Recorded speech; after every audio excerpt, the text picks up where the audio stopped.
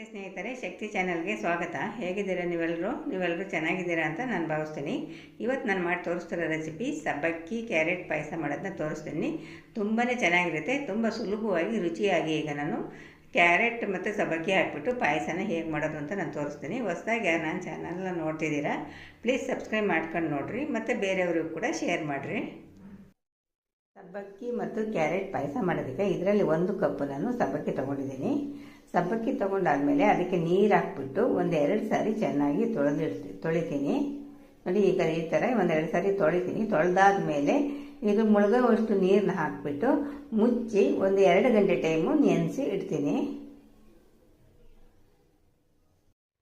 ಸಬ್ಬಕ್ಕಿ ಮತ್ತು ಕ್ಯಾರೆಟ್ ಪಾಯಸ ಮಾಡೋದಕ್ಕೆ ಸಬ್ಬಕ್ಕಿನ 2 ಗಂಟೆ ನೆನೆಸಿಟ್ಟಿದ್ದೀನಿ. ನೋಡಿರಿ, ಇದು ಸಬ್ಬಕ್ಕಿನ 2 ಗಂಟೆ ನಾನು ನೆನೆಸಿಟ್ಟಿದ್ದೆ. ಈಗ ಸಬ್ಬಕ್ಕಿ ತೊಗೊಂಡಿದ್ದೀನಿ. ಇದರಲ್ಲಿ ಒಂದು 200 ಗ್ರಾಮ್ ಅಷ್ಟು ನಾನು ಸಬ್ಬಕ್ಕಿ ತೊಗೊಂಡಿದ್ದೀನಿ.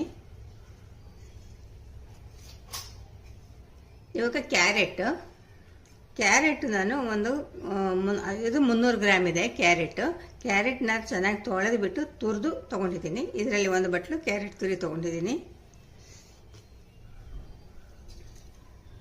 ಹಾಲು ನಾನು 1 ಲೀಟ್ರ್ ಹಾಲು ತೊಗೊಂಡಿದ್ದೀನಿ. ಹಾಲು ಕಾಯಿಸಿ ಆರಿಸಿದ ಹಾಲು.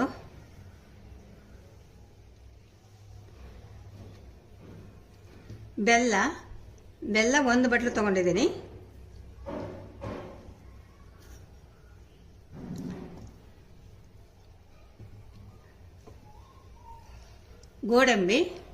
ಗೋಡಂಬಿ ಮತ್ತು ಬಾದಾಮಿ ಅದನ್ನು ಸಣ್ಣದಾಗಿ ಕಟ್ ಮಾಡಿ ಇಟ್ಟಿದ್ದೀನಿ. ಇವಾಗ ತುಪ್ಪ ತಗೊಂಡಿದ್ದೀನಿ. ಇಷ್ಟನ್ನು ಹಾಕ್ಬಿಟ್ಟು ನಾನು ಇವಾಗ ಸಬ್ಬಕ್ಕಿ ಕ್ಯಾರೆಟ್ ಪಾಯಸ ಮಾಡೋದು ಹೇಗೆ ಅಂತ ನಾನು ತೋರಿಸ್ತೀನಿ. ಈಗ ಒಂದು ಪಾತ್ರೆ ಇಟ್ಬಿಟ್ಟು ಬೆಲ್ಲನ ಮೊದಲು ಕರಗಿಸೋಣ. ಇವಾಗ ಬೆಲ್ಲ ಹಾಕ್ತೀನಿ. ಬೆಲ್ಲ ಹಾಕಿದ ಮೇಲೆ ಇದರಲ್ಲಿ ಸಣ್ಣ ಕಪ್ನಲ್ಲಿ 1 ಕಪ್ಪು ನೀರು ಹಾಕ್ತೀನಿ. ಈಗ ಬೆಲ್ಲ ಕರಗಿಸ್ಕೋಬೇಕು. ಈಗ ಬೆಲ್ಲ ಕರಗಲಿ, ಪಾಕ ಏನು ಬೇಡ, ಕರಗಬೇಕು ಅಷ್ಟೇ. ಬೆಲ್ಲ ಕರಗಿಸ್ಕೊಳ್ಳೋಣ ಮೊದಲು.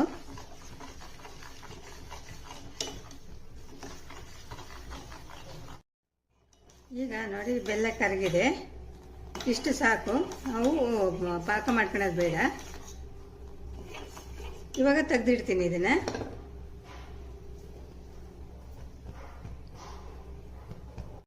ಇವಾಗ ಬೆಲ್ಲ ಕರಗಿಸ್ಕೊಂಡ್ಮೇಲೆ ಇವಾಗ ಒಂದು ಬಾಣಲೆ ಇಟ್ಟಿದ್ದೀನಿ. ಬಾಣಲೆಗೆ ನಾನು 1-2 ಸ್ಪೂನ್ ತುಪ್ಪ ಹಾಕ್ತೀನಿ.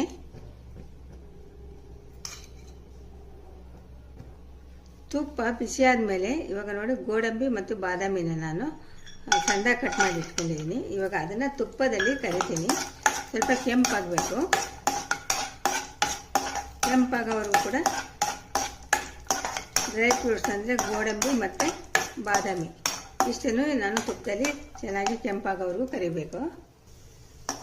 ಈಗ ಇದನ್ನು ತುಪ್ಪದಲ್ಲಿ ಕರೆದಿಟ್ಟಾಯಿತು. ಇದನ್ನು ಇವಾಗ ಒಂದು ಪ್ಲೇಟಿಗೆ ತೆಗೆದಿಟ್ಕೊಳ್ಳೋಣ.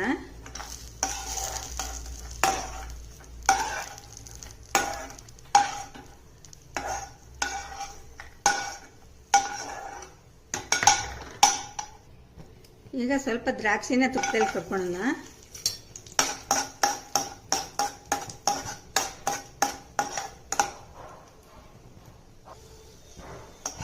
ಇವಾಗ ದ್ರಾಕ್ಷಿ ಕೂಡ ರೆಡಿ ಆಯಿತು. ಇದನ್ನು ಕೂಡ ಒಂದು ಬಟ್ಲಿಗೆ ತೆಗೆದಿಟ್ಕೊಳ್ಳೋಣ.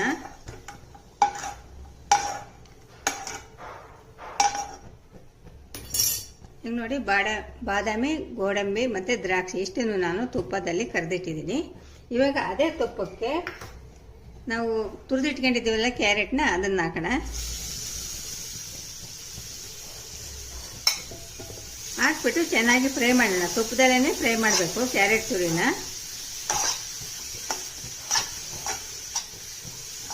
ಮೀಡಿಯಮ್ ಉರಿ ಇಟ್ಕೊಂಡು ಚೆನ್ನಾಗಿ ಫ್ರೈ ಮಾಡಿರಿ. ಇವಾಗ ಕ್ಯಾರೆಟು ಕೂಡ ಚೆನ್ನಾಗಿ ನೋಡಿ ತುಪ್ಪದಲ್ಲಿ ಫ್ರೈ ಮಾಡಿದ್ದೀನಿ. ಇವಾಗ ಸಾಕು, ಸ್ಟವ್ ಆಫ್ ಮಾಡ್ತೀನಿ. ಈಗ ಪಾಯಸ ಮಾಡೋದಕ್ಕೆ ದಪ್ಪ ಇರೋದೊಂದು ಪಾತ್ರೆ ಇಟ್ಕೊಂಡಿದ್ದೀನಿ. ಅದಕ್ಕೆ ಇವಾಗ ನಾವು ತಗೊಂಡಿರೋ 1 ಲೀಟ್ರ್ ಹಾಲನ್ನ ಹಾಕ್ತೀನಿ. ಹಾಲು ಚೆನ್ನಾಗಿ ಕಾಯಲಿ. ಇವಾಗ ಇವಾಗ ನೋಡ್ರಿ ಹಾಲು ಕುದೀತಾ ಇದೆ. ಗಟ್ಟಿ ಹಾಲು ತೊಗೋಬೇಕು, ನೀರು ಹಾಕ್ಬೇಡ್ರಿ. ಗಟ್ಟಿ ಹಾಲು ತೊಗೊಂಡು ಚೆನ್ನಾಗಿ ಕುದಿಸ್ರಿ.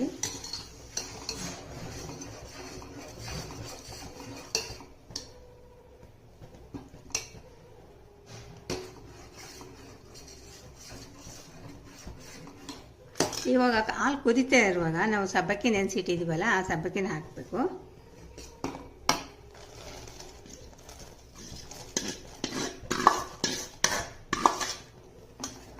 ಸಬ್ಬಕ್ಕಿನ ಹಾಕಿದ ಮೇಲೆ ಚೆನ್ನಾಗಿ ತಿರುಗಿಸ್ಬಿಟ್ಟು ಹಿಂಗೆ ತಿರುಗಿಸ್ತಾನೆ ಇರಬೇಕು. ಮೀಡಿಯಮ್ ಉರಿಲಿ ಸ್ವಲ್ಪ ಸಬ್ಬಕ್ಕಿ ಬೇಯಲಿ. ಮೀಡಿಯಮ್ ಉರಿ ಇಟ್ಕೊಳ್ರಿ. ಸಬ್ಬಕ್ಕಿನ ಸ್ವಲ್ಪ ಹಾಲಿನಲ್ಲೇ ಸಬ್ಬಕ್ಕಿ ಬೇಯಲಿ. ಇವಾಗ ನೋಡಿ ಸಬ್ಬಕ್ಕಿ ಒಂಥರ ಗ್ಲಾಸ್ ಥರ ಹಾಕಬೇಕು. ಅಲ್ಲಿವರೆಗೂ ಸ್ವಲ್ಪ ಬೇಯಿಸ್ರಿ. ಸಬ್ಬಕ್ಕಿ ನೋಡ್ರಿ ಇವಾಗ ಒಂಥರ ಗ್ಲಾಸ್ ಥರ ಆಗಿದೆ, ಚೆನ್ನಾಗಿ ಬೆಂದಿದೆ ಸಬ್ಬಕ್ಕಿ ಕೂಡ. ಇವಾಗ ನಾವು ಫ್ರೈ ಮಾಡಿ ಇಟ್ಕೊಂಡಿದ್ವಲ್ಲ ತುಪ್ಪದಲ್ಲಿ ಕ್ಯಾರೆಟು, ಅದನ್ನು ಹಾಕೋಣ.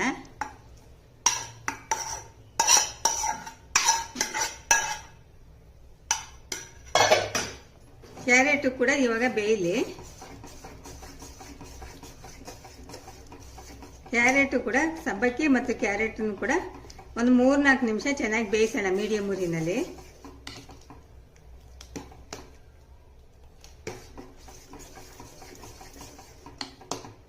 ನೋಡ್ರಿ ಸಬ್ಬಕ್ಕಿ ಕೂಡ ಗ್ಲಾಸ್ ಥರ ಆಗಿದೆ. ಕ್ಯಾರೆಟ್ ಕೂಡ ಬೇಯಬೇಕು. ಒಂದು 3-4 ನಿಮಿಷ ಚೆನ್ನಾಗಿ ಬೇಯಿಸೋಣ. ಈಗ ಕ್ಯಾರೆಟು ಕೂಡ ಬೆಂದಿದೆ ನೋಡ್ರಿ. ಕ್ಯಾರೆಟು ಸಬ್ಬಕ್ಕಿ ಎಲ್ಲ ಬೆಂದಿದೆ. ಒಂದು 3-4 ನಿಮಿಷ ನಾನು ಮೀಡಿಯಮ್ ಉರಿ ಇಟ್ಕೊಂಡು ಚೆನ್ನಾಗಿ ಬೇಯಿಸಿದ್ದೀನಿ ನೋಡಿ. ಸಬ್ಬಕ್ಕಿ ಕೂಡ ಬೆಂದಿದೆ, ಕ್ಯಾರೆಟ್ ಕೂಡ ಬೆಂದಿದೆ. ಇವಾಗ ನಾವು ಬೆಲ್ಲನ ಕಾಯಿಸಿ ಇಟ್ಕೊಂಡಿದ್ವಲ್ಲ, ಬೆಲ್ಲನ ಕರಗಿಸಿ ಇಟ್ಕೊಂಡಿದ್ವಲ್ವ, ಆ ಬೆಲ್ಲನ ಹಾಕೋಣ.